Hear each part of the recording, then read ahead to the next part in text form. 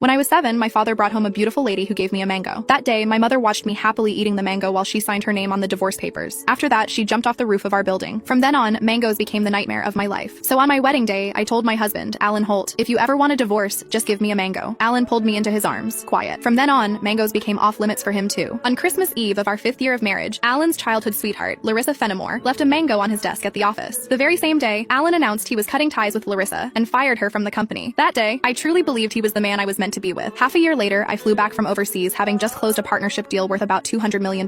At the celebration dinner, Alan handed me a drink. After I had finished half the glass, his so-called childhood sweetheart, the woman who had been kicked out of the company, stood behind me with a big grin and asked, "Does the mango juice taste good?" I stared at Alan in disbelief, and he was trying hard not to laugh. "Don't be mad. Larissa insisted I played a little joke on you. I didn't actually give you a mango. I just gave you a bottle of mango juice." But I think she's right. The fact that you don't eat mangoes is a real problem. You were really enjoying that juice just now. My face went cold. I lifted my hand and threw the rest of the mango juice in his face, then turned around and walked away. Some things are never a joke. I wouldn't kid around with mangoes or divorce. Ms. Mendez, your stomach condition flared up again because of stress and emotional triggers. If there's something you really don't like to eat, you mustn't force it down again. The next time might not just be a stomach ache. We might have to remove part of your stomach. Stay in the hospital for observation for 1 day and contact your family as soon as you can. When I heard the doctor say that, I went completely quiet. For the sake of a new project, I had been overseas for 39 straight days, working day and night, and I finally made it back in one piece. I never expected that at the celebration dinner, 1 glass of mango juice from Alan Holt would land me right in a hospital bed. Out of habit, I tapped open my pinned chat, typed 2 words, and then realized something felt off. Looking closely, I confirmed that it was Alan Holt. He had just changed his profile picture. Now it was a green mango. While I was staring blankly at the chat window, Alan's call came through. He sounded cold. "I'm already home. Where are you?" I said nothing. Any other time, I would soften my voice and act like a spoiled little girl with him. But tonight, I honestly didn't know what to say. Alan sounded annoyed. "Myra, how long are you planning to keep this up? I'm at the hospital." Alan went quiet. He had never shown much interest in my health. He would never have guessed that 1 glass of mango juice from him would send me straight to the emergency room. "Stay put at the hospital. I'm coming over right now." I didn't want to deal with him, but my body was so weak that I didn't feel like moving at all. Time dragged by. The doctor came in to check on me 3 different times, and Alan still didn't show up. Right before I went to sleep, I glanced at my phone one last time and saw Larissa Fenimore's new post on her social feed. "Every time I get hurt, my knight in shining armor shows up. I'm so lucky." The picture under it was a shot of Alan putting a bandage on her. Larissa's profile picture was a yellow mango. It was pretty, but it made me sick. Alan and I had known each other for 10 years, and he had always known exactly where my bottom line was. After so many years in business, he also knew perfectly well how to keep a proper distance from other women. But now, he kept crossing that line again and again. In that case, our marriage and the newest project I had negotiated no longer needed to exist. I had closed a $200 million